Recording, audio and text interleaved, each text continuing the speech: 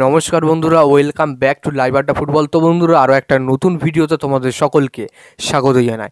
বন্ধুরা, ভিডিওটা শুরু করার আগে তোমাদের কাছে একটাই অনুরোধ, সেটা হচ্ছে যে আমাদের এই চ্যানেলে যারা প্রথমবার তারা অবশ্যই কিন্তু আমাদের এই চ্যানেলটাকে সাবস্ক্রাইব করে পাশে থাকা বেল আইকনটি অল করে রাখবে, যাতে সবার প্রথমে এরকম খেলার আপডেট তোমাদের কাছে পৌঁছে যায়।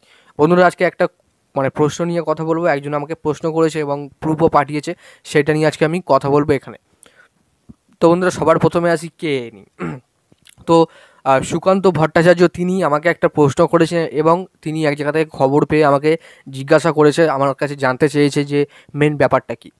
তো এবার কথায় আসি। তো তিনি যে জিনিসটা পাঠিয়েছেন সেটা হচ্ছে মোহনবাগান নাকি তাদের নতুন রাইট উইঙ্গার অর্থাৎ একটা প্লেয়ারের সাথে কথাবার্তা চালাচ্ছে, এমনটা কিন্তু খবর পাওয়া যাচ্ছে, তিনি কিন্তু আমাকে জানিয়েছেন। তো দেখো, সেই প্লেয়ারের নাম হচ্ছে ডায়লান পায়রাস। এই ডায়লান পায়রাস, যার বর্তমান বয়স কিন্তু 24 বছর বয়স, এবং তিনি অস্ট্রেলিয়ার একটা টিমে খেলে, এ লিগে খেলে।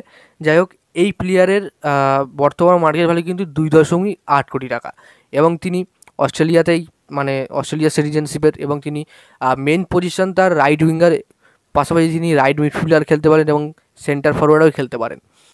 এখন তিনি উইদাউট ক্লাবে আছেন, অর্থাৎ এখন তিনি উইদাউট ক্লাবে আছেন। এই প্লেয়ার কিন্তু মেলবোর্ন সিটিতেও খেলেছিল। যাই হোক, এই প্লেয়ারের সাথে নাকি মোহনবাগান কথাবার্তা চালাচ্ছে, যেমনটা শোনা যাচ্ছে। আর এই প্লেয়ার কিন্তু 22টা ম্যাচ খেলে দুটো গোলও আছে আর কি এই প্লেয়ারের, এবং একটা অ্যাসিস্টও আছে। যাই হোক, যথেষ্ট একটা ভালো প্লেয়ার। শোনা যাচ্ছে যে এই প্লেয়ারের সাথে নাকি মোহনবাগানের একটা লিঙ্ক আপ তৈরি হয়েছে, যতদূর খবর পাওয়া যাচ্ছে। তবে এই মুহূর্তে আমার কাছে কোনো কনফার্ম সোর্স নেই, তাই জন্য কিন্তু আমি বলতে পারছি না। যাই হোক, এরপরে যদি কোনো খবর আসে তাহলে কিন্তু আমি অবশ্যই তোমাদেরকে জানিয়ে দেবো। তো আমার মনে হয় না যে মোহনবাগান এই প্লেয়ারকে সামথিং সই করাবে, কারণ তাদের প্রায় সব কটা প্লেয়ার কনফার্ম হয়ে গেছে। হ্যাঁ, তোমরা সবাই জানো, জেসন কামিংস নিয়ে, আনোয়ার আলী নিয়ে, আরও অনেককে নিয়ে কিন্তু মোহনবাগানের তাদের কিন্তু 2023-24 দল কিন্তু অলরেডি তৈরি হয়ে গেছে। তো আমার মনে হয় না মোহনবাগান আর কোনো প্লেয়ারের উপরে ঝাঁপাতে পারে, বিদেশি কোনো প্লেয়ারের উপরে ঝাঁপাতে পারে। আমার মনে হয় আমাদের ইন্ডিয়ার কোনো প্লেয়ারকে হয়তো নিতে পারে পরে, কিন্তু আর দেশি প্লেয়ারের উপরে বিদেশি প্লেয়ারের উপরে কিন্তু নাও যেতে পারে মোহনবাগান, আমার কিন্তু যতটুকু ধারণা আছে। যাই হোক, আমি ক্লিয়ার করতে পারলাম।